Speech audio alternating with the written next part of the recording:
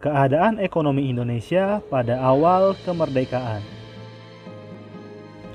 Setelah Indonesia merdeka dan bebas dari penjajahan baik dari negara Inggris, Belanda, dan Jepang, lantas bagaimana kondisi ekonomi Indonesia pada awal kemerdekaan? Secara singkat, kondisi perkembangan ekonomi Indonesia pada awal kemerdekaan benar-benar kacau.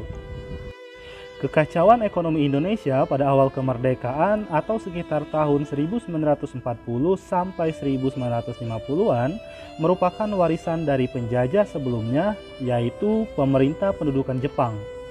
Salah satu hal yang menjadi faktor kekacauan ekonomi adalah harga yang melambung tinggi atau inflasi.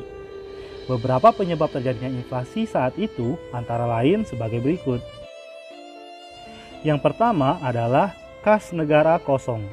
Kekosongan kas negara dikarenakan belum adanya pajak dan bea masuk. Hal ini berbanding terbalik dengan pengeluaran negara yang begitu besar sehingga menimbulkan kekacauan.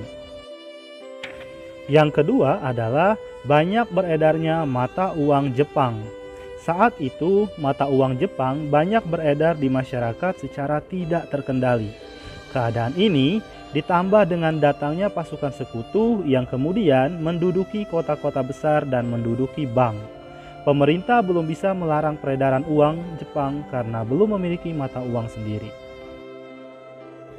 Yang ketiga adalah blokade oleh pemerintah Belanda. Blokade oleh Belanda ini dilakukan dengan menutup atau memblokir pintu keluar masuk perdagangan Republik Indonesia, terutama melalui jalur laut dan pelabuhan-pelabuhan penting.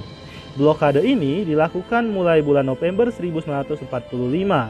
Adapun alasan dari pemerintah Belanda melakukan blokade ini diantaranya: yang pertama, mencegah masuknya senjata dan peralatan militer ke Indonesia.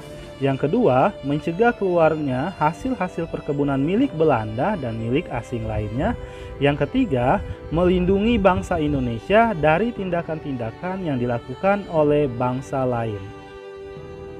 Dengan adanya blokade tersebut menyebabkan yang pertama, barang-barang ekspor Republik Indonesia terlambat terkirim. Yang kedua, barang-barang dagangan milik Indonesia tidak dapat diekspor, bahkan banyak barang-barang ekspor Indonesia yang di bumi hanguskan. Dan yang ketiga, Indonesia kekurangan barang-barang impor yang sangat dibutuhkan.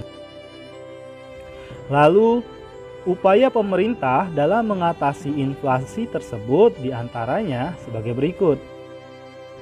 Yang pertama, melakukan pinjaman nasional dengan jaminan dibayarkan kembali selama 40 tahun.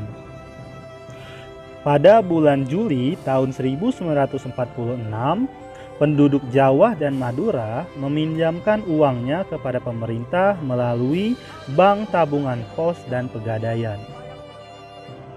Yang kedua, melakukan hubungan kerjasama perdagangan dengan pengusaha dari Amerika Serikat. Kerjasama ini dilakukan melalui perantara BTC atau Banking and Trading Corporation. Langkah ini dilakukan untuk mengurangi kerugian akibat blokade perdagangan laut oleh Belanda. Itulah penjelasan keadaan ekonomi bangsa Indonesia setelah awal kemerdekaan. Semoga bisa dipahami ya. Terima kasih. Wassalamualaikum warahmatullahi wabarakatuh.